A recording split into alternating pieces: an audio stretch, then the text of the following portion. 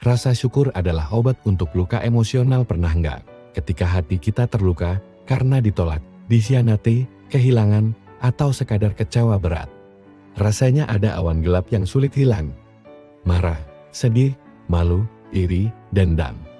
Emosi-emosi negatif ini bisa menempel lama, sampai kita merasa susah bernapas secara batin. Banyak dari kita rela diam, menahan, bahkan mengabaikan rasa sakit itu. Tapi kabar baiknya, ada sesuatu yang sederhana sekali. Rasa syukur yang punya potensi besar untuk menyembuhkan luka emosional itu. Apa itu syukur? Sebenarnya, syukur bukan cuma terima kasih atas sesuatu yang bagus terjadi. Lebih dalam dari itu, syukur adalah sikap melihat dan menghargai hal-hal kecil atau besar yang positif dalam hidup, meskipun ada bagian yang menyakitkan. Misalnya, hari ini masih bisa bangun pagi, masih ada keluarga yang peduli, sebongkah senyuman dari teman, atau bahkan pelajaran dari kegagalan. Saat kita bersyukur, kita mengalihkan fokus dari luka ke hal-hal yang mendukung kita. Proses ini tidak langsung menghapus sakitnya, tapi memperlembut, mengurangi beban emosionalnya. Kenapa syukur bisa menyembuhkan?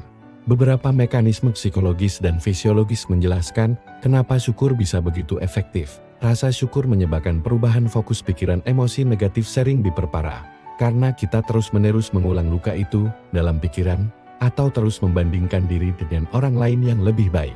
Rasa syukur memaksa kita berhenti sebentar dari kebiasaan berpikir negatif itu, lalu melihat sisi baiknya. Seperti perumpamaan rekaman lama diganti, setidaknya sebagian, dengan yang positif. Regulasi emosi dan pengaturan emosi. Praktik syukur bisa menekan emosi negatif seperti rasa marah, cemas, atau iri, dan mengaktifkan emosi positif seperti damai, optimisme, bahkan harapan. Dengan begitu, luka emosional nggak membesar terus. Karena emosi negatif yang tidak diolah, orang yang rajin bersyukur cenderung punya ketahanan lebih baik terhadap stres dan situasi sulit. Syukur menanam benih bahwa meskipun ada penderitaan, kita masih punya hal-hal yang berharga. Dan itu memberi kita kekuatan psikologis untuk bertahan. Riset menunjukkan bahwa syukur juga berdampak ke tubuh, bisa membantu meredakan stres, menurunkan tekanan darah, memperbaiki kualitas tidur, bahkan memperkuat sistem kekebalan tubuh.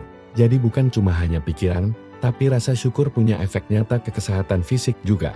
Berikut beberapa studi yang sudah dilakukan dan menunjukkan bagaimana syukur benar-benar bisa membantu menyembuhkan atau setidaknya meredakan luka emosi negatif. Sebuah penelitian bertajuk Intervensi Menulis Rasa Syukur Singkat Mengurangi Stres dan Dampak Negatif di tahun 2022 menyebutkan, orang yang melakukan praktek menulis tentang rasa syukur menunjukkan pengurangan stres dan efek emosi negatif dalam kurun 1 minggu dan 1 bulan setelah intervensi.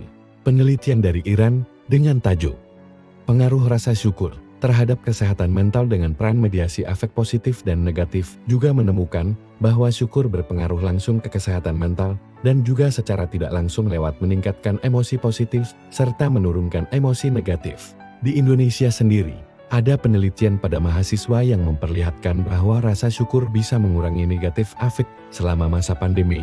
Dan ada peran comparative thinking atau sebuah kondisi di mana kita membandingkan kondisi kita dengan kondisi orang lain sebagai faktor moderasi. Tentu aja, rasa syukur bukan obat ajaib yang langsung menghapus semua luka. Ada beberapa catatan penting.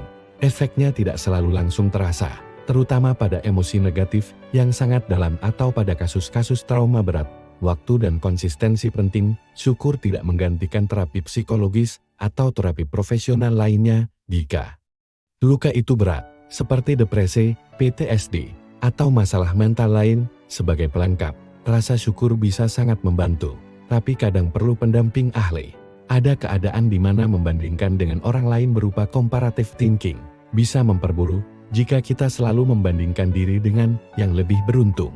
Penelitian Indonesia menunjukkan comparative thinking juga memoderasi dampak syukur terhadap emosi negatif. Artinya, kalau perbandingannya terlalu ekstrim atau selalu ke atas, dia lebih sukses, lebih kaya, lebih bahagia. Hal itu bisa mengurangi manfaat syukur. Efek terbesar biasanya diperoleh lewat praktek yang teratur. Misalnya, kamu bisa menulis jurnal syukur harian atau mingguan, bukan hanya pemikiran sekali-sekali. Studi menunjukkan, intervensi singkat saja bisa menolong, tapi agar terasa awet perlu dilakukan dengan konsisten. Rasa syukur bukan hanya perasaan yang bagus atau hal positif yang ideal. Ia adalah mekanisme psikologis dan fisiologis yang nyata, yang bisa membantu menyembuhkan luka emosi negatif. Dengan syukur, kita belajar melihat kembali hidup kita dari sisi yang lebih terang, mengurangi kekhawatiran, kemarahan, dendam atau rasa rendah diri, dan membuka ruang untuk positif. Harapan, kedamaian, kuncinya, kesinambungan, luka emosional yang dalam butuh waktu. Syukur bukan peluru ajaib, tapi bisa jadi luka itu perlahan-lahan sembuh, dari bagian yang paling dalam hingga keluar, dan ketika luka itu mulai sembuh, kita tidak hanya bertahan, kita juga tumbuh. Rasa syukur mungkin gak langsung menghapus luka, tetapi ia bisa melembutkan sakitnya, dan memberi ruang bagi hati untuk bernapas. Kamu semoga bisa pulih, bahagia ya.